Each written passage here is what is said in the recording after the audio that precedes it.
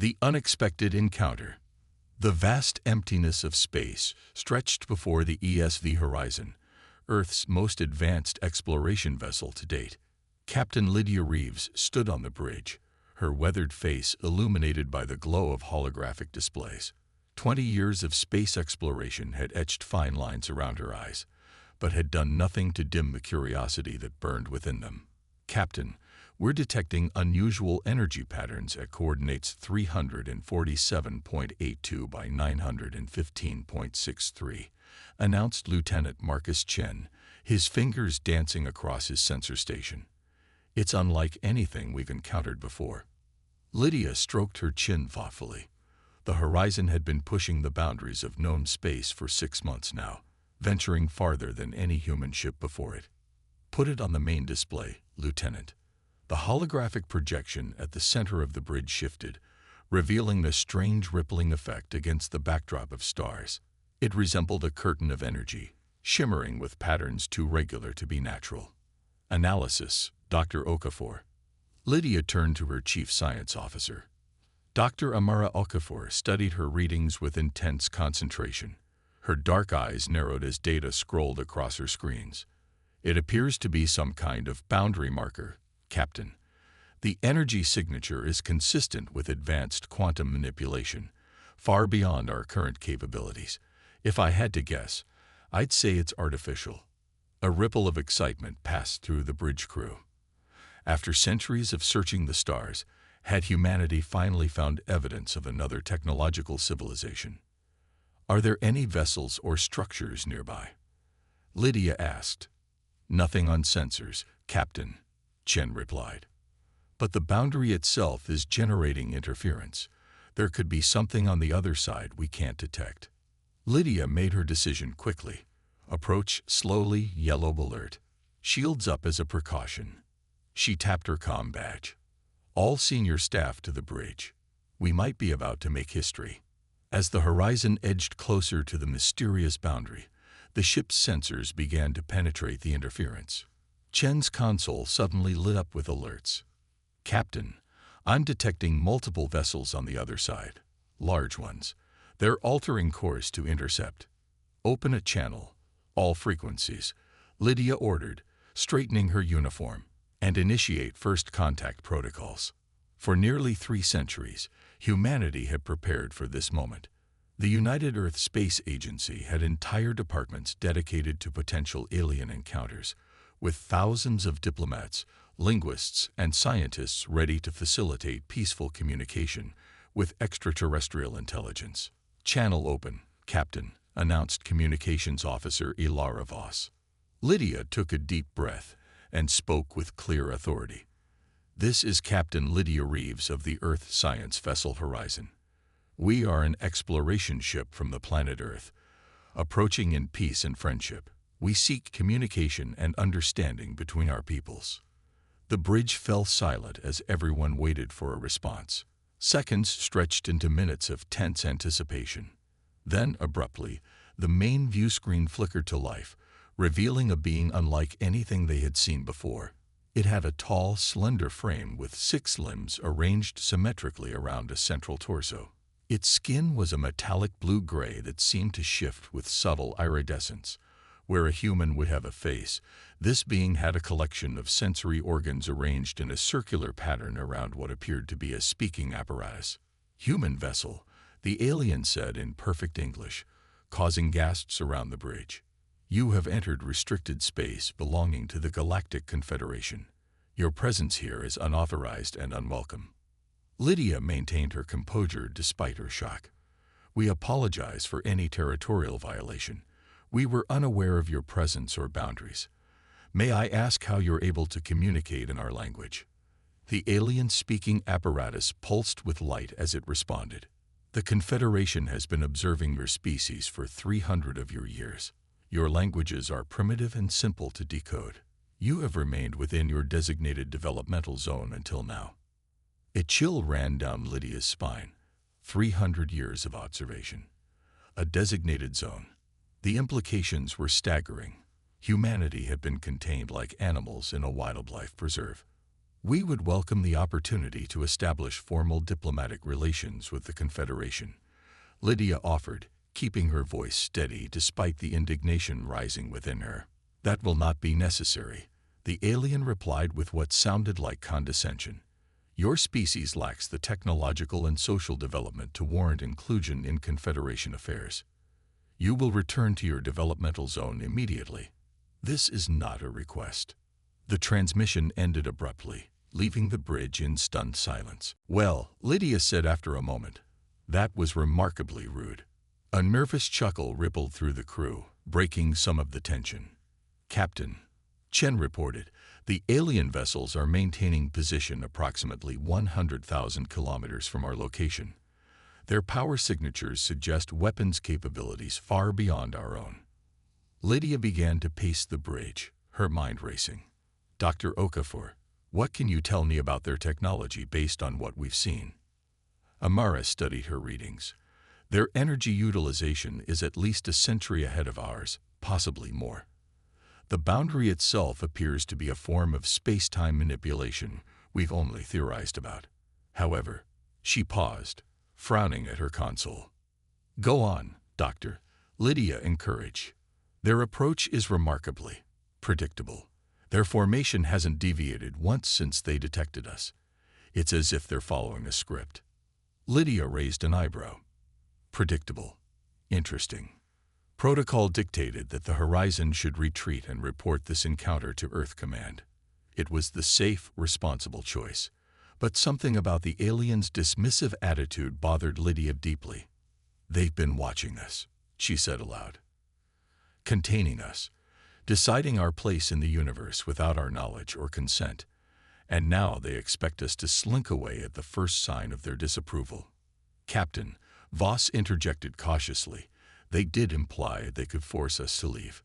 Yes, they did, Lydia agreed. Very explicitly, in perfect English, almost as if they wanted to make absolutely sure we understood the threat. She turned to her tactical officer. Commander Torres, if they wanted to destroy us, could they have done so already? Commander Sofia Torres considered the question. Based on their positioning and energy readings, I believe they could have attacked immediately if that was their primary objective. So they're posturing, Lydia concluded, trying to intimidate us into retreat without actually risking conflict. Or they're giving us a chance to comply with their laws, Amara suggested. Lydia nodded. Perhaps. Either way, I don't think they know humans as well as they believe they do. She tapped her comm badge. Engineering. This is the captain. How quickly can you modify our sensor array to emit a focused tachyon pulse? A tachyon pulse. Chief Engineer Raj Patel's voice came through, confusion evident. What for, Captain? A little experiment, Chief. I want to probe their shields without appearing overtly aggressive. Give me 30 minutes, Captain. You have 15, Lydia replied. She turned to her officers. Here's what we're going to do. Commander Torres, prepare a series of micro-jumps in a random pattern. Dr. Okafor, I want a complete analysis of their shield harmonics as soon as the tachyon pulse makes contact.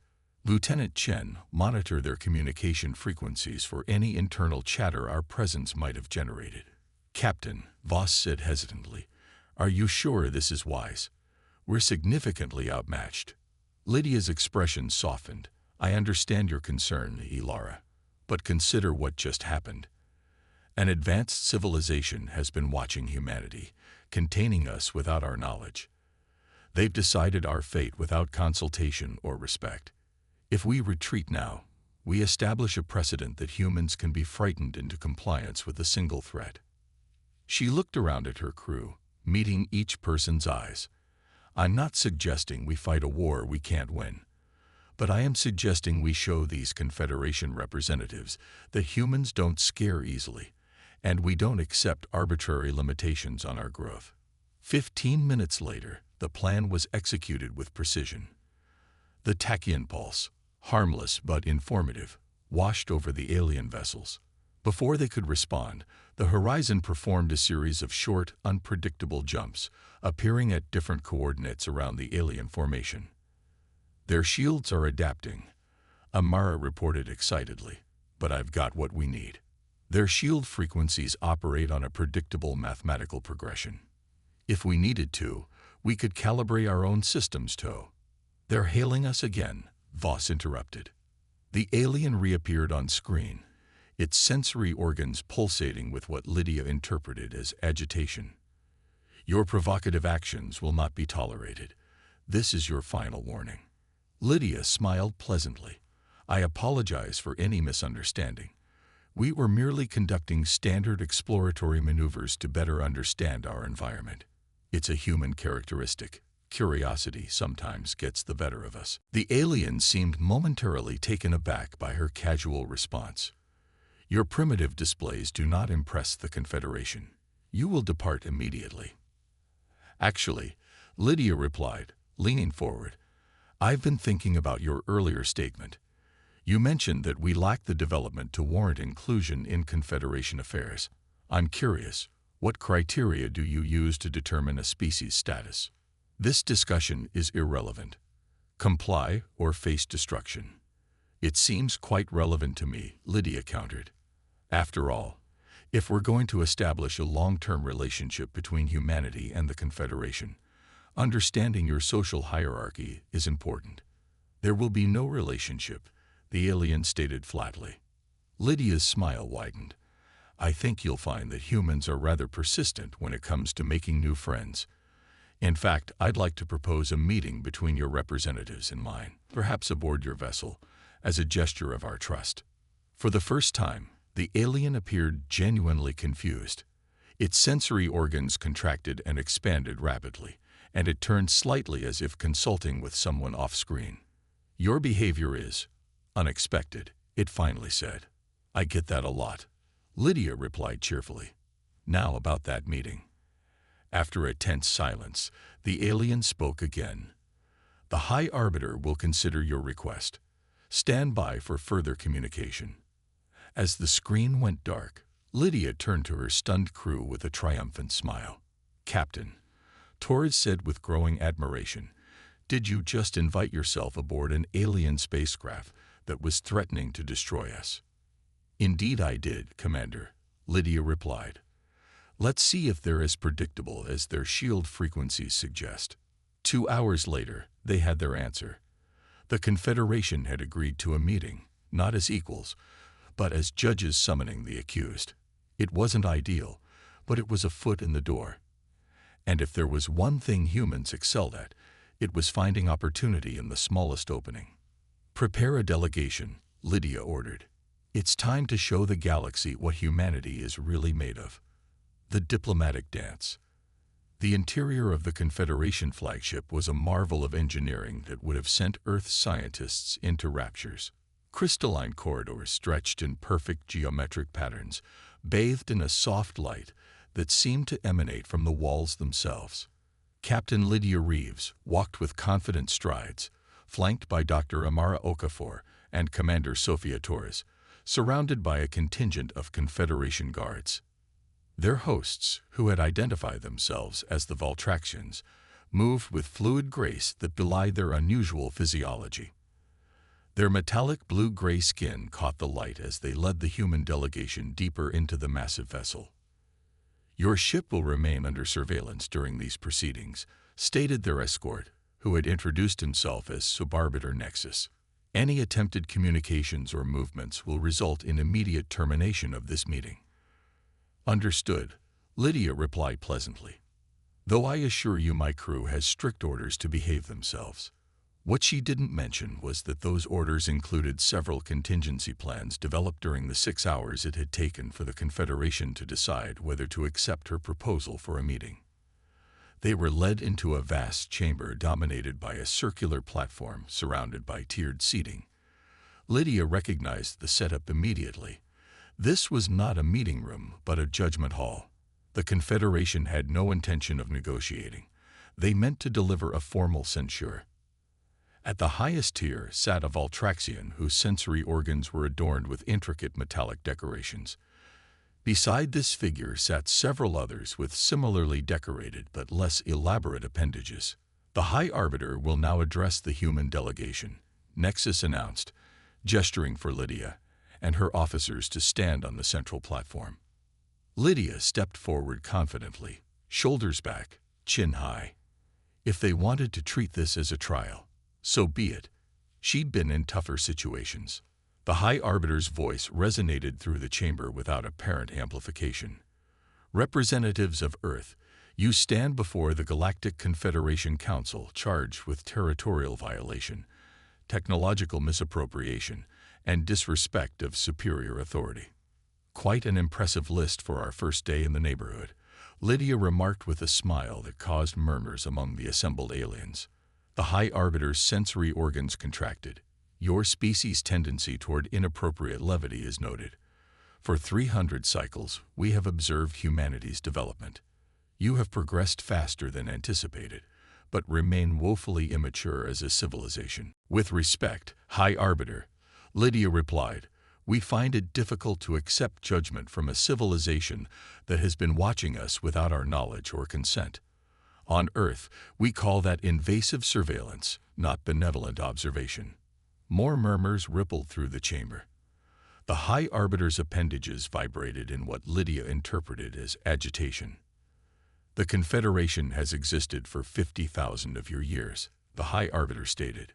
We have guided the development of 117 species into proper galactic citizenship. Your criticism is irrelevant and uninformed. Then inform us, Lydia challenged. What exactly makes a species worthy of proper galactic citizenship? A different Valtraxian leaned forward from the second tier. I am Arbiter Zenith of the Developmental Oversight Committee. Species are evaluated based on technological advancement, societal stability, resource management, and adherence to Confederation protocols. Interesting, Lydia nodded thoughtfully. And who determines these protocols? The founding species established the Confederation protocols at the Great Confluence 50,000 cycles ago. Zenith replied with the tone of someone reciting sacred text. They are immutable and perfect. Dr. Okafor stepped forward, unable to contain her scientific curiosity. Forgive me, Arbiter Zenith, but perfection is a theoretical concept at best. All systems require adaptation over time as conditions change. The chamber fell silent at this apparent heresy. Zenith's sensory organs flared. The protocols do not change. Species adapt to the protocols, not the reverse. Lydia caught Amara's eye, a silent communication passing between them. They'd just identified a critical weakness in the Confederation's thinking. We appreciate the clarification, Lydia said smoothly. However, we still don't understand why our exploratory mission warranted such a hostile response. We had no knowledge of your boundaries or protocols. The High Arbiter gestured to a holoprojector in the center of the chamber. A three-dimensional map of the galaxy appeared, with various colored zones highlighted. This is Confederation space, the High Arbiter explained, indicating nearly 3/4 of the galaxy. The red zones are restricted developmental areas, where emerging species are contained until they reach appropriate advancement levels. Lydia studied the map carefully. Earth's solar system was a tiny red dot on the outer rim, surrounded by a modest bubble of red that encompassed only a few dozen star systems. And who determines when we've reached an appropriate advancement level? Commander Torres asked, speaking for the first time. The Developmental Oversight Committee conducts evaluations every 100 cycles, Zenith replied. Your next assessment was scheduled for 53 cycles from now. Lydia did the mental conversion. So we wouldn't be reconsidered for inclusion for another 80 Earth years, despite the fact that our technological progress has already exceeded your expectations. The schedule is the schedule, Zenith stated with finality. Exceptions are not permitted. Lydia paced the platform, appearing thoughtful.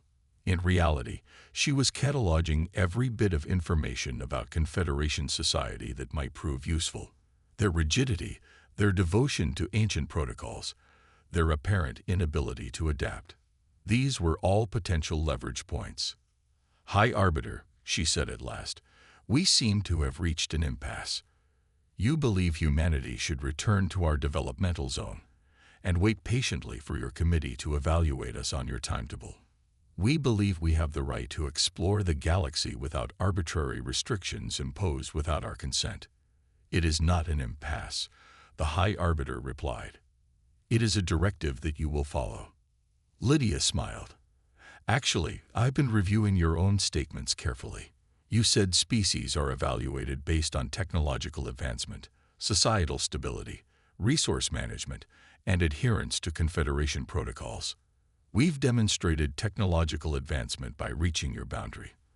Our society is stable enough to mount peaceful exploratory missions. Our resource management allowed us to build ships capable of deep space travel. She paused for effect.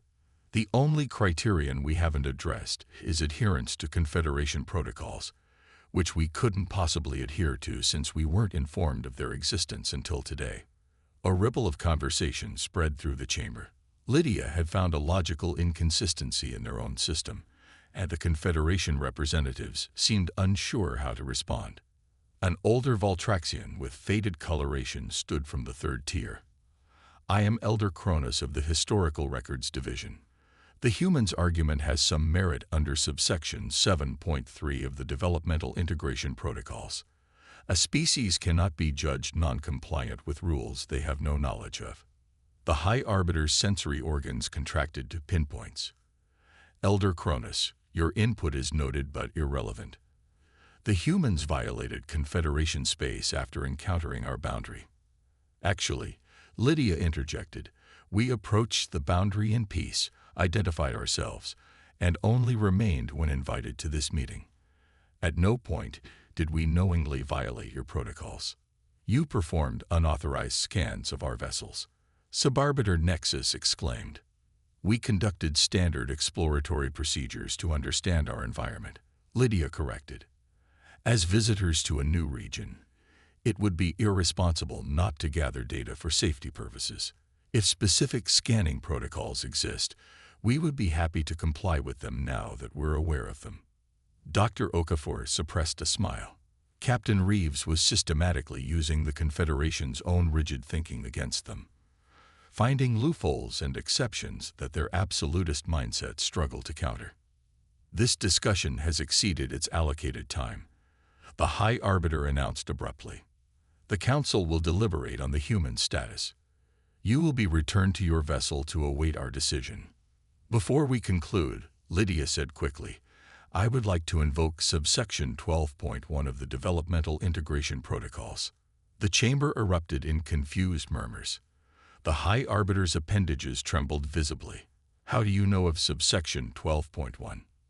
Lydia maintained a neutral expression, though internally she was celebrating a successful bluff. As you said, humans progress faster than anticipated.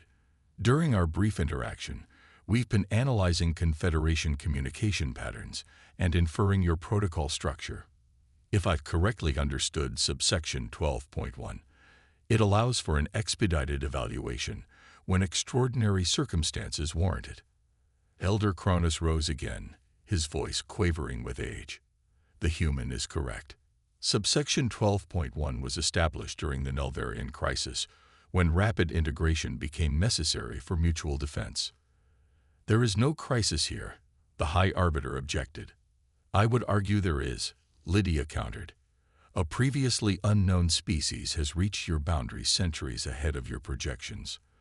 That species has demonstrated capabilities that surprised you and responded to threats with diplomacy rather than retreat. These are extraordinary circumstances by definition. The council members began conferring among themselves, some appearing agitated, others curious. Lydia exchanged glances with her officers, who maintained professional expressions despite the tension. After several minutes of heated discussion, Arbiter Zenith addressed them.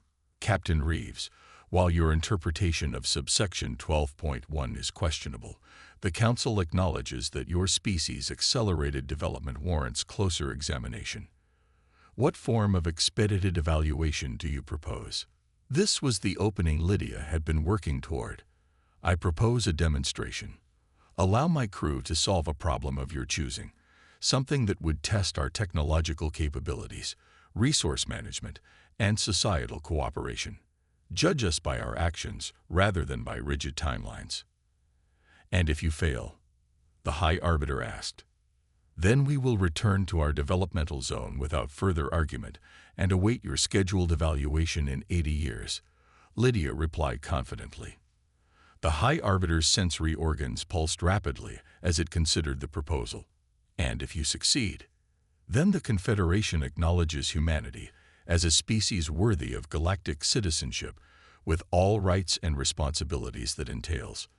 The chamber erupted in a cacophony of alien voices, some clearly opposed to the idea, others intrigued. The High Arbiter raised an appendage for silence. Your proposal will be considered, Captain Reeves. You and your delegation will be escorted to temporary quarters while the Council deliberates. As they were led from the chamber, Commander Torres leaned close to Lydia. Captain, do you realize what you've done? You've just gambled humanity's future on a challenge we know nothing about. Lydia's expression remained confident. I've gambled our future on humanity's greatest strength, Commander, our ability to adapt and overcome. The Confederation has spent 50,000 years following the same protocols without question. Their technological advantage is real, but they've lost something crucial in the process: creativity. And if they choose a challenge specifically designed for us to fail, Dr. Okafor asked quietly, then we'll fail spectacularly, Lydia replied with a wink. But I don't think they will. Did you notice how some of them reacted to our arguments? Not everyone in the Confederation is happy with the status quo. We might have more allies than we realize. As they entered their assigned quarters, a spacious but sterile suite of rooms with views of the stars, Lydia activated the small signal jammer Dr. Okafor had concealed in her scientific equipment, creating a bubble of privacy. Here's what we've learned, she said to her officers. The Confederation is advanced but rigid. They follow protocols established millennia ago without question or adaptation. Their society values order and predictability above all else. In other words, Torres observed, everything that humanity isn't. Exactly, Lydia agreed with a smile. And that's our advantage. Whatever challenge they set, it won't be designed to test innovation or creative problem-solving. Those concepts are foreign to their way of thinking. Dr. Okafor nodded thoughtfully. I noticed something else, Captain. When Elder Kronos spoke about the Nulvarian crisis, several council members showed signs of distress. I don't think the Confederation is as monolithic as they want us to believe. Good observation, Doctor. We may be able to exploit internal divisions if necessary. Lydia gazed out at the stars. In the meantime, let's prepare for whatever challenge they throw at us. Humanity's place in the galaxy depends on it. Hours later, Subarbiter Nexus returned to escort them back to the council chamber, his manner even more formal than before. The council has reached a decision, he announced. Your proposal for an expedited evaluation has been accepted with modifications. What modifications? Lydia asked wearily. You will learn soon enough, Nexus replied. The High Arbiter will explain. As they re-entered the chamber, Lydia noticed a subtle shift in the atmosphere. More Confederation representatives had gathered, filling the tiered seating to capacity. Whatever was about to happen, it had drawn a crowd. The High Arbiter stood as they took their places on the central platform. Captain Lydia Reeves of Earth, the Council has decided to accept your challenge proposal with the following terms. 3 tasks will be set: testing technological adaptation, resource allocation, and societal cohesion, respectively. You will have 72 hours to complete all 3. And if we succeed, Lydia prompted, then humanity will be granted provisional developmental status level 3, allowing limited exploration rights beyond your current zone. It wasn't full citizenship, but it was better than being confined to their cosmic playpen. We accept, Lydia said without hesitation. The first task begins immediately, the High Arbiter announced. Your vessel will be provided with technical specifications for a standard Confederation communication relay. You must construct a functional replica using only materials available on your ship. Lydia smiled confidently. We look forward to the challenge, High Arbiter. As they were escorted back to the shuttle that would return them to the horizon, Dr. Okafor studied the data tablet they'd been given with the relay specifications. "Captain," she whispered, "this technology is at least a century beyond our current capabilities." "I know," Lydia replied calmly. "Exactly as I expected. But how can we possibly?" "We don't need to match their technology, Doctor," Lydia explained. "We just need to build something that performs the same function. And humans have always been exceptionally good at finding unconventional solutions to impossible problems." The shuttle departed the Confederation flagship, carrying the human delegation back to the horizon, and toward a challenge that would determine humanity's place among the stars: the human factor. The bridge of the ESV horizon hummed with focused energy as Captain Lydia Reeves addressed her assembled senior staff. The technical specifications for the Confederation communication relay scrolled across the main display, a daunting tangle of advanced quantum principles and exotic materials. "Let's be clear," Lydia stated. "They've given us this challenge because they believe we'll fail. The relay requires materials we don't have and technology we haven't developed yet. They expect us to give up or produce something pathetically inadequate." "Then why did you accept the challenge, Captain?" Lieutenant Chen asked. Lydia smiled. "Because the Confederation has fundamentally misunderstood humanity.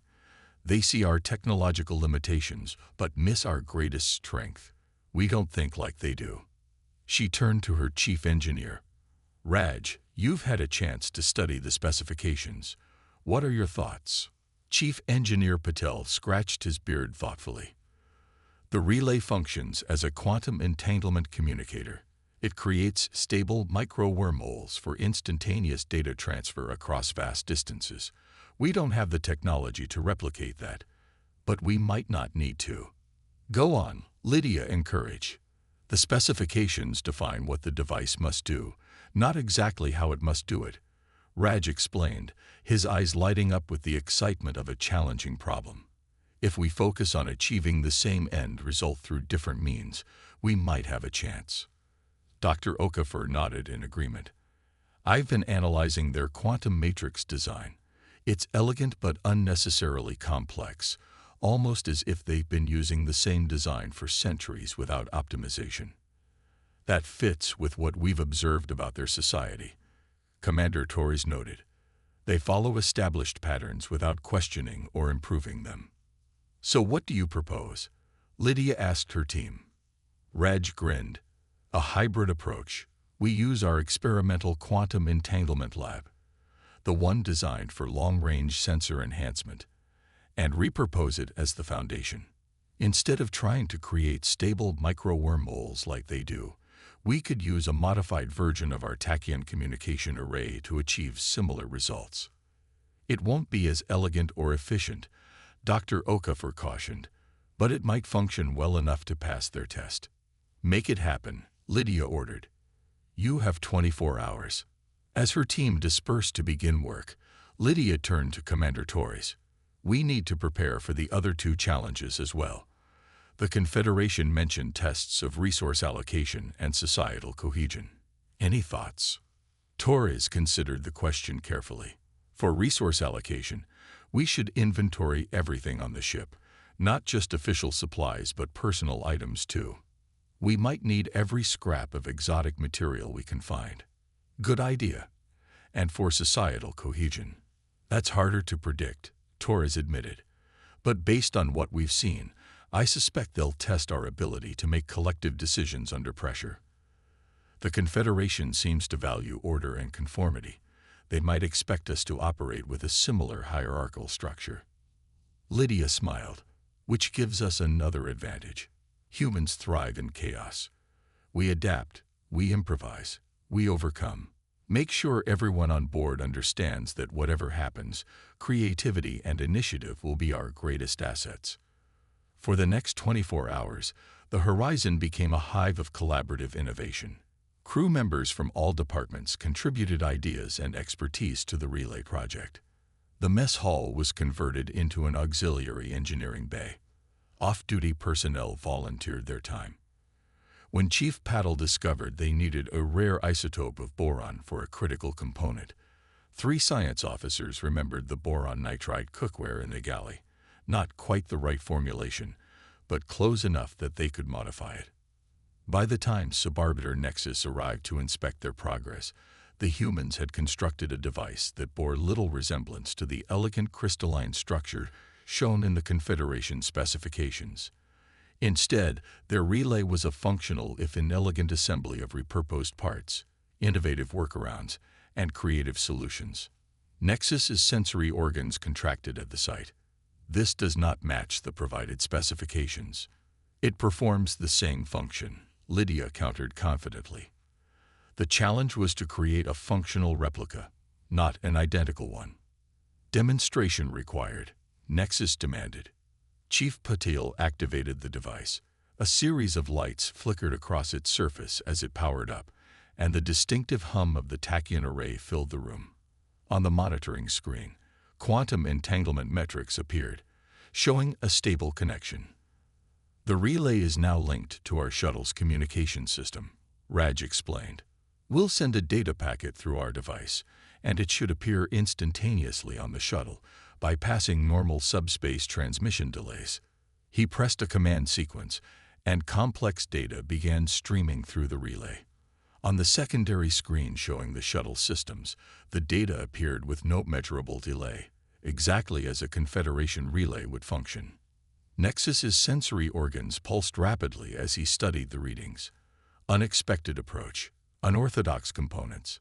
However, he paused, seeming almost reluctant to continue. Functional parameters are within acceptable ranges. First task, conditionally successful. A cheer erupted from the assembled crew members, quickly silenced by a gesture from Captain Reeves. Conditionally, she inquired. Power efficiency is 47% below standard. Range capability is 36% below standard. However, basic functionality is achieved. Nexus explained.